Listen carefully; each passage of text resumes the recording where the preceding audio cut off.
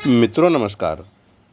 पुस्तक है rich dad poor dad, अध्याय 1 और हेडिंग है rich dad poor dad. Robert Kiyosaki के अनुसार मेरे दो डैडी थे, एक अमीर और दूसरे गरीब। एक बहुत पढ़े लिखे थे और समझदार थे। वे पीएचडी थे और उन्होंने अपने 4 साल के अंडर ग्रेजुएट कार्यक्रम को 2 साल से भी कम समय में कर लिया था। इसके बाद वे आगे पढ़ने के लिए Stanford university, university of Chicago तथा नॉर्थ वेस्टर्न यूनिवर्सिटी गए और यह सब उन्होंने पूरी तरह से स्कॉलरशिप के सहारे ही किया। मेरे दूसरे डैडी 8वीं से आगे नहीं पढ़े थे। दोनों ही अपने करियर में सफल थे। दोनों ने ज़िंदगी भर कड़ी मेहनत की थी। दोनों ने ही काफ़ी पैसा कमाया था, परंतु उनमें से एक पूरी ज़िंदगी पैसे के लिए परेशान होता रहा। दूसरा हवाई के सबसे अमीर व्यक्तियों में से एक बन गया। एक के मरने पर उसके परिवार, चर्च और ज़रूरतमंदों को करोड़ों डॉलर की दौलत मिली। दूसरा अपने पीछे कर्ज छोड़कर मरा। मेरे दोनों डैडी इरादे के पक्के, चमत्कारी और प्रभावशाली थे। दोनों ने मुझे सलाह दी, परंतु उनकी सलाह एक सी नहीं थी। दोनों ही शिक्षा पर बहुत जोर देते थे, परंतु उनके द्वारा सुझाए गए पढ़ाई के विषय अलग अलग थे। अगर मेरे पास केवल एक ही डैडी होते तो मैं या तो उनकी सलाह मान लेता या फिर उसे ठुकरा देता। क्योंकि सलाह देने वाले दो थे, इसलिए मेरे पास दो विरोधाभासी विचार होते थे, एक अमीर आदमी का और दूसरा गरीब आदमी का। किसी भी एक विचार को सीधे सीधे मान लेने या न मानने के बजाय मैं उनकी सलाहों पर काफ़ी सोचा करता था, उनकी तुलना करता था और फिर खुद के लिए फैसला किया करता था। समस्या यह थी कि अमीर डैडी अभी अमीर नहीं थे और गरीब डैडी अभी गरीब नहीं थे। दोनों ही अपने करियर शुरू कर रहे थे और दोनों ही दौलत तथा परिवार के लिए मेहनत कर रहे थे, परंतु पैसे के बारे में दोनों के विचार और नज़रिए एकदम अलग थे। उदाहरण के तौर पर एक डैडी कहते थे, पैसे का मोह ही सभी बुराइयों की जड़ है, जबकि दूसरे डैडी कहा करते थे, पैसे की कमी ही सभी बुराइयों की जड़ है। जब मैं छोटा था तो मुझे दोनों डैडियों की अलग अलग सलाहों से दिक्कत होती थी। एक अच्छा बच्चा होने के नाते मैं दोनों की बातें सुनना चाहता था। परेशानी यह थी कि दोनों एक सी बातें नहीं करते थे। उनके विचारों में ज़मीन आसमान का फ़र्क था, खासकर पैसे के मामले में। मैं काफ़ी लंबे समय तक यह सोचा करता कि उनमें से किसने क्या कहा, क्यों कहा और उसका परिणाम क्या होगा। मेरा बहुत सा समय सोच विचार में ही गुजर जाता था। मैं खुद से बार बार इस तरह के सवाल पूछा करता था, उन्होंने ऐसा क्यों कहा। और फिर दूसरे डैडी की कही हुई बातों के बारे में भी इसी तरह के सवाल पूछता। काश मैं यह बोल सकता, हाँ वे बिल्कुल सही हैं, मैं उनकी बातों से पूरी तरह सहमत हूँ, या यह कहकर मैं सीधे उनकी बात ठुकरा सकता, बुढ़े को यह नहीं पता कि यह क्या कह रहा है। क्योंकि दोनों ही मुझे प्यारे थे, इसलिए मुझे खुद के लिए सोचने पर मजबूर होना पड़ा। इस तरह सोचना मेरी आदत बन गई, जो आगे चलकर मेरे लिए बहुत फ़ायदेमंद साबित हुई। अगर मैं एक तरह से ही सोच पाता तो यह मेरे लिए इतना फ़ायदेमंद नहीं होता। धन दौलत का विषय स्कूल में नहीं बल्कि घर पर पढ़ाया जाता है। शायद इसीलिए अमीर लोग और ज़्यादा अमीर होते जाते हैं, जबकि गरीब और ज़्यादा गरीब होते जाते हैं और मध्य वर्ग कर्ज में डूबा रहता है। इसमें से ज़्यादातर लोग पैसे के बारे में अपने माता पिता से सीखते हैं। कोई गरीब पिता अपने बच्चों को पैसे के बारे में क्या सिखा सकता है? वह सिर्फ इतना ही कह सकता है, स्कूल जाओ और मेहनत से पढ़ो। हो सकता है वह बच्चा अच्छे नंबरों से कॉलेज की पढ़ाई पूरी कर ले, फिर भी पैसे के मामले में उसकी मानसिकता और उसका सोचने का ढंग एक गरीब आदमी जैसा ही बना रहेगा। यह सब उसने तब सीखा था जब वह छोटा बच्चा था। धन का विषय स्कूलों में नहीं पढ़ाया जाता। स्कूलों में शैक्षणिक और व्यावसायिक निपुणताओं पर जोर दिया जाता है, न कि धन संबंधी निपुणता पर। इससे यह साफ हो जाता है कि जिन स्मार्ट बैंकर्स, डॉक्टर्स और अकाउंटेंट्स के स्कूल में अच्छे नंबर आते हैं, वे ज़िंदगी भर पैसे के लिए संघर्ष क्यों करते हैं। हमारे देश पर जो भारी कर्ज लदा हुआ है, वह काफ़ी हद तक उन उच्च शिक्षित राजनेताओं और सरकारी अधिकारियों के कारण है जो आर्थिक नीतियां बनाते हैं। और मज़े की बात यह है कि वे धन के बारे में बहुत कम जानते हैं। मैं अक्सर नई सदी में आने वाली समस्याओं के बारे में सोचता हूँ। तब क्या होगा जब हमारे पास ऐसे करोड़ों लोग होंगे जिन्हें आर्थिक और चिकित्सकीय मदद की ज़रूरत होगी। धन संबंधी मदद के लिए या तो वे अपने परिवारों पर या फिर सरकार पर निर्भर होंगे।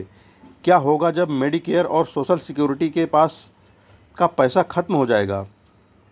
किस तरह कोई देश तरक्की कर पाएगा? अगर पैसे के बारे में पढ़ाई की जिम्मेदारी माता पिता के ऊपर छोड़ दी जाएगी, जिनमें से ज़्यादातर गरीब हैं या गरीब होंगे। चूँकि मेरे पास 2 प्रभावशाली डैडी थे, इसलिए मैंने दोनों से ही सीखा। मुझे दोनों की सलाह पर सोचना पड़ता था। इस तरह से सोचते सोचते मैंने यह भी जान लिया कि किसी व्यक्ति के विचार उसकी ज़िंदगी पर कितना ज़बरदस्त प्रभाव डाल सकते हैं। उदाहरण के तौर पर एक डैडी को यह कहने की आदत थी, मैं इसे नहीं खरीद सकता। दूसरे डैडी इन शब्दों के इस्तेमाल से चिढ़ते थे। वे जोर देकर कहा करते थे कि मुझे इसके बजाय यह कहना चाहिए, मैं इसे कैसे खरीद सकता हूँ। पहला वाक्य नकारात्मक है और दूसरा प्रश्नवाचक। एक में बात खत्म हो जाती है और दूसरे में आप सोचने के लिए मजबूर हो जाते हैं। मेरे जल्दी ही अमीर बनने वाले डैडी ने मुझे समझाया कि जब हम कहते हैं मैं इसे नहीं खरीद सकता, तो हमारा दिमाग काम करना बंद कर देता है। इसके बजाय जब हम यह सवाल पूछते हैं मैं इसे कैसे खरीद सकता हूँ, तो हमारा दिमाग काम करने लगता है। उनका यह मतलब नहीं था कि आपका जिस चीज़ पर दिल आ जाए उसे खरीद ही लें। वे लगभग दीवानगी की हद तक अपने दिमाग को कसरत करवाना चाहते थे, क्योंकि उनके ख्याल से दिमाग दुनिया का सबसे ताकतवर कंप्यूटर है। मेरा दिमाग हर रोज़ तेज़ होता जाता है क्योंकि मैं इसकी कसरत करता रहता हूँ। यह जितना तेज़ होता जाता है, मैं इसकी मदद से उतना ही ज़्यादा पैसा कमा सकता हूँ। उनका मानना था कि मैं इसे नहीं खरीद सकता कहना दिमागी आलस की पहचान है। हालांकि दोनों ही डैडी अपने काम में कड़ी मेहनत करते थे, परंतु मैंने देखा कि पैसे के मामले में एक डैडी की आदत यह थी कि वे अपने दिमाग को सुला देते थे और दूसरे डैडी अपने दिमाग को लगातार कसरत करवाते रहते थे। इसका दीर्घकालीन परिणाम यह हुआ कि एक डैडी आर्थिक रूप से बहुत अमीर होते चले गए, जबकि दूसरे डैडी लगातार कमज़ोर होते गए। इसे इस तरह से समझें कि एक व्यक्ति हर रोज़ कसरत करने के लिए जिम जाता है, जबकि दूसरा व्यक्ति अपने सोफे पर बैठा टीवी देखता रहता है। शरीर की सही कसरत से आप ज़्यादा तंदुरुस्त हो सकते हैं और दिमाग की सही कसरत से आप ज़्यादा अमीर हो सकते हैं। आलस्य से स्वास्थ्य और धन दोनों का नुकसान होता है।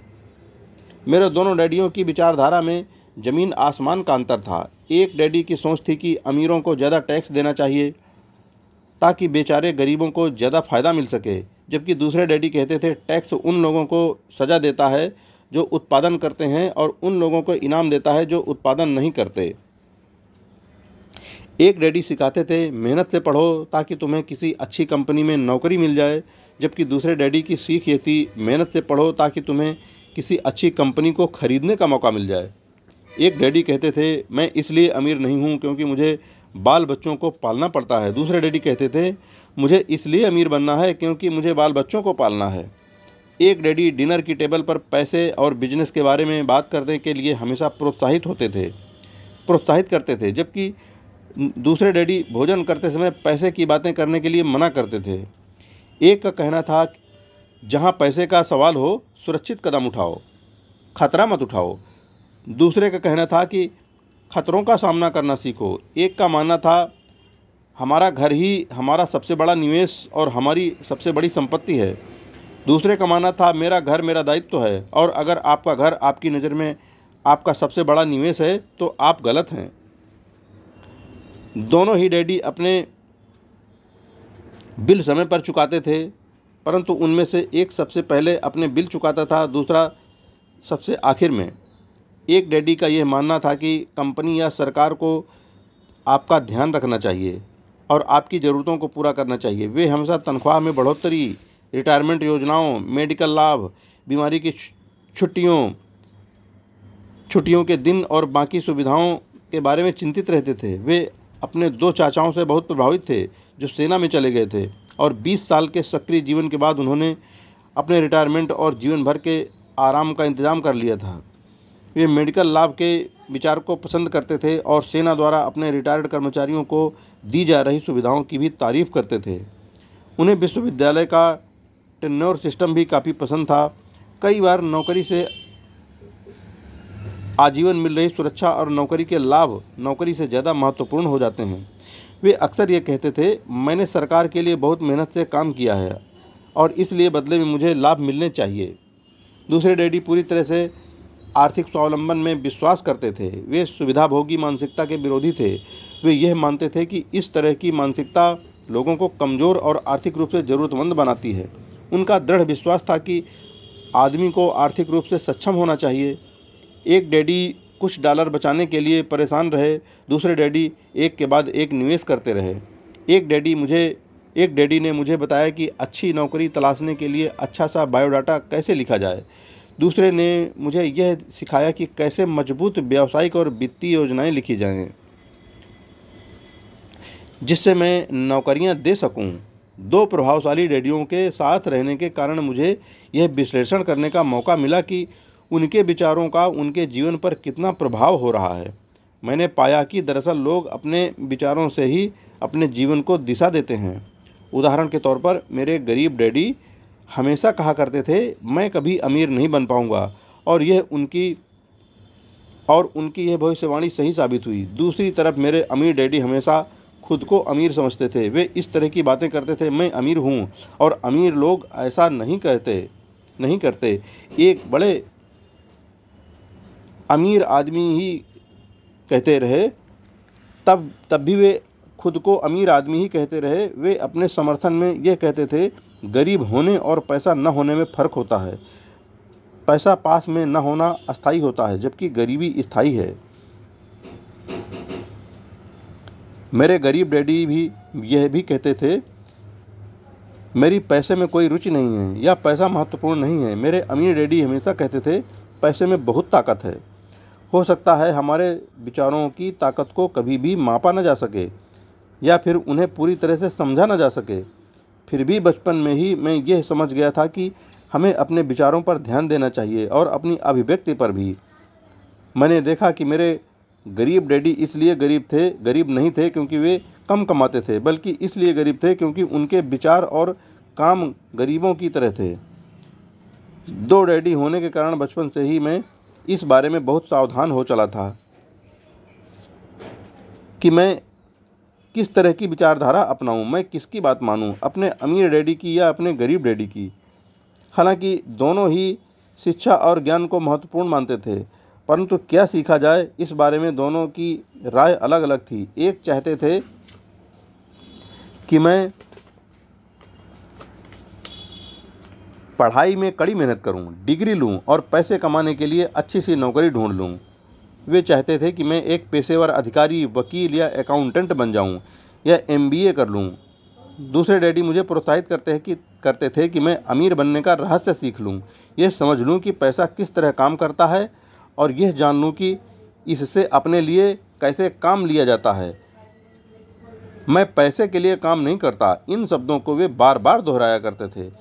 पैसा मेरे लिए काम करता है। 9 वर्ष की उम्र में मैंने यह फैसला किया कि पैसे के बारे में मैं अपने अमीर डैडी की बात सुनूंगा और उनसे सीखूंगा। यह फैसला करने का मतलब था फैसला अपने गरीब डैडी की बातों पर ध्यान न देना। हालांकि उनके पास कॉलेज की बहुत सी डिग्रियां थीं जो मेरे अमीर डैडी के पास नहीं थीं।